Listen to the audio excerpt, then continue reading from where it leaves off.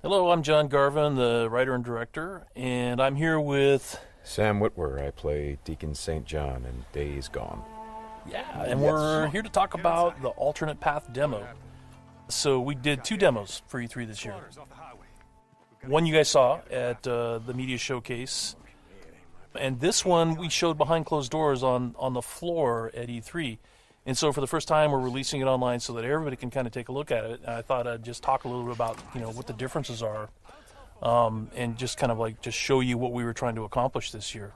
Yeah, I mean, the most obvious difference so far is the last one was nighttime during the rain, and this is daytime during the snow. Yeah, and and it's not just cosmetic. And I think that's one of the things we really wanted to emphasize, because this time we're showing sort of a day in the life of Deacon. You see he's on the drifter bike here. We wanted to show a little more of the bike riding and how the weather can kind of impact that. So we have this drifting mechanic, right? You see him kind of slipping and sliding around a little bit. Changes the handling of the bike. That's really interesting. Now, there were wolves there last time, John, and these wolves would pursue you down this road, and then Deacon had to turn his back, shoot a wolf, and he got clotheslined right up there, didn't he? Yeah, exactly. So this time you see that he wasn't being chased by the wolves. That's a dynamic event that can that can happen or not. It just depends on when you're playing the game. Interesting. And this time Deacon saw the ambush and he was able to avoid it. So he kind of comes up and around and behind them. So does weather impacts whether these creatures show up or not in daytime, nighttime, all that stuff? Yeah, absolutely. So especially the freakers, they come out. They're mostly nocturnal, but they will come out as the weather gets colder. They become stronger in the cold. Right. And so that will, again, kind of change up the way the game plays. That's very, very...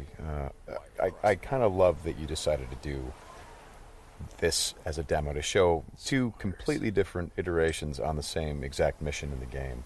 Yes, exactly. So we wanted to have, the job is basically the same. Deacon hears that his buddy's in trouble, rides out to save his life. And, as you can see here, this is a completely different experience from what we showed in the first demo. In the first one, Deacon gets clotheslined, and it sounded very painful, by the way. Oh, speaking of painful, okay, so the combat in this game is fairly brutal. John, you want to talk about that a little bit? Well, we just wanted to make it as realistic as possible. So, yeah, we're not holding back on that at all. And Sam's done most of his own stunt work for this. And I can tell you that when we're on the performance stage and we're capturing that stuff, we just try to keep it real, right? Right. Well, right. There was sort of a decision made at some point. I've been on the project for 2 or 3 years now. Yeah, I think 3 years. And so early on, I think there was a more.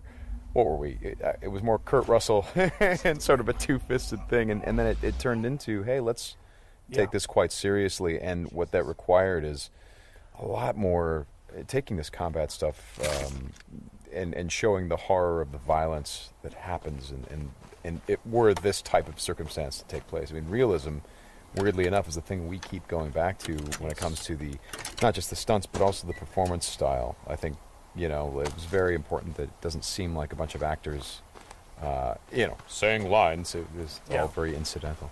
And we wanted the world to sort of reflect that as well. So you saw there that Deacon broke into that emergency vehicle and found some supplies. So this is what we're calling our survival vision. So you saw that earlier when he was looking at Manny's bike on the ground. Mm-hmm. And it's just kind of a way of seeing tracks in the world and sort of imagining what might have happened. Mm-hmm. And here I just wanted to point out that you're seeing in this part of the demo that there are freakers there. There weren't there before because it wasn't snowing. It was, and it was getting lighter out. It wasn't getting darker like it is. And so, it changes up the way you can play through the level. And what is this? We call this the meat wall. The meat wall. Yeah, and it's not just there, to make the guys who put them up to seem evil. They're there for a purpose because, again, freakers are living creatures. They eat. That's their primary thing. They want to eat. And so you hang these dead freakers up, and any freaker, rather than coming into their camp like you see here, they would actually stop and snack. Yeah, exactly. Yeah. And then the same thing with this freaker that they've hung upside down. Mm-hmm. There's a bear trap underneath it, and they use that because a freaker will come, be attracted to the meat, and then hit that trap. Interesting. Another thing you just saw, by the way, is that tin can. The tin can trap that he that's an alarm that the Marauders will put up. And this is, again, some of the things that Marauder camps just do. And you find these Marauder camps throughout the world. You'll find traps like that, and then if you're careful and you're paying attention, you can avoid them. Because in the first demo, Deacon didn't avoid it, and he set off that alarm. Right. Now this is the same tactic that he used last time. Throws the rock to get someone to lure him over and have him step in the bear trap. But this one plays out a little bit differently than last time. One of the things that struck me, and we've talked about this obviously as we've shot, but there's an effort of the other Marauders to get this guy to shut up, and he won't. Yeah, and so in the first demo, Deacon's heading on down the trail, and you can hear that happening behind him. Right. And this time we're showing what happened. So, he's watching everybody react to this poor guy trapped in the in that bear trap, and she just is like, shut up, shut up, shut up, and then just loses it and shoots the guy. Right. And of course, in the meantime, Deacon is crafting a Molotov and just takes them all out. Right. Oh boy, that's good. Ow. So again, it's like in the previous demo, Deacon would have gone off to the trail down to the right.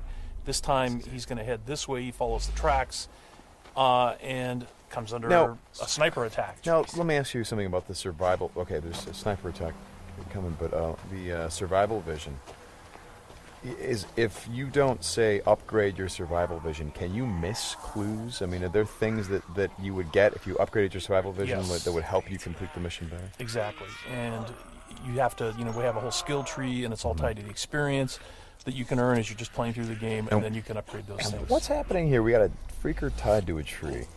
Yeah, so this is another type of trap that Marauders will set. They will they will basically chain freakers to the perimeter of their camps, and they use them as kind of an alarm system. And then that, you saw that Marauder there. He was just tormenting the poor freaker, and then so Deacon kind of takes advantage of that. Well, and you think for a moment that Deacon is the guy, he's sort of helping the freaker by, getting the guy that taunted him. Like, no, and then he's going to take the freaker out right afterward. Exactly. And this is a bit of silent sniping using the crossbow.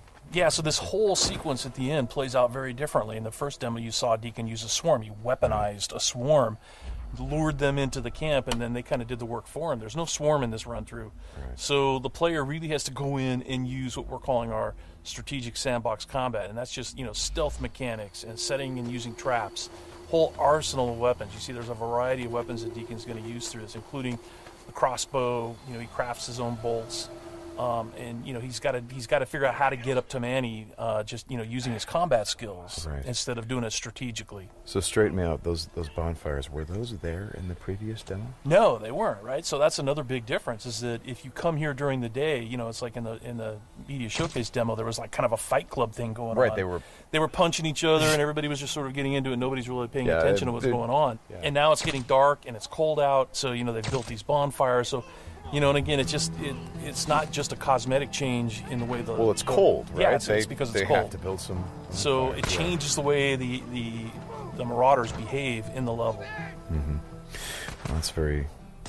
Again, this is part of the reason why I love that you did this as a demo, because the behavior of all of these things, not just the freakers, but the Marauders, everything, there's a logic to it. You can track why they're doing the things that they're doing.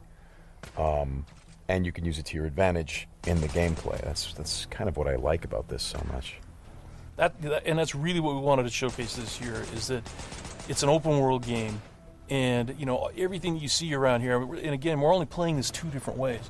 You saw that waterfall way up there off in the distance. There's a bridge that goes in front of that. If you had a sniper rifle and enough ammunition, you could have driven your bike all the way up there. There's trails that go all the way up there, and you could have used your sniper rifle to take out this entire camp, because it would have taken them a while to figure out where the shots were coming from and to get to you. So, that's a different way to play it. There's another way to play it, by the way, where you could have just stealthed in through the entire camp if you had the skills to do it. And you could have just taken everybody out silently, or almost everybody, and then you could have gotten up to where Manny's being held using a different route, and just stealth killed that guy. There's no reason that you have to come in and run and gun it like Deacon is doing here. Hey, how scarce is ammunition? Because I see him switching from a bunch of weapons, and when we saw this demo, when I came in Saudi 83, one of the things that I really enjoyed was I was sitting next to you, and the driver was playing the game, and at some point I saw you shift in your chair and you leaned forward, and I heard you say, "Oh man, uh-oh." And I'm like, whoa, what's going on? He's like, he's going to get killed. I'm like, whoa, oh. And I leaned forward. I was like, oh, I guess there's some real danger. And one of the things was that he was running out of ammunition. And he was trying to go pick up ammo from the dead he was looking for Marauders. ammo, But But he I've was seen, under fire. so when we were at E3, we had a whole team with us, and everybody played it slightly differently. So it just shows you that it's not scripted at all. Yeah. And then this Rager bear. Oh yeah, boy. the infected bear. The infected bear. That's that's not what you want to see. Well, we thought that would be a good way to end the demo, is to show that it's just one, for Deacon's life. It's just one darn thing after another. Yeah. Right? You're going to save your buddy. You get clotheslined. You get attacked by wolves, or you think you're finally done. You rescued you've gone through all this stuff, and then suddenly, Rager bear. Right. Well, as you've said to me, it's not just about exploring an open world, as it is the open world coming after you, the open world seeking you out, trying to... Yeah, exactly. That's our tagline. In Days Gone, you don't have to go seeking out trouble. The world comes for you. Trouble's looking for you. All right, Sam, thanks a lot. Thanks, John. It's been fun. And I hope you guys enjoy the demo, and we'll talk more about it soon.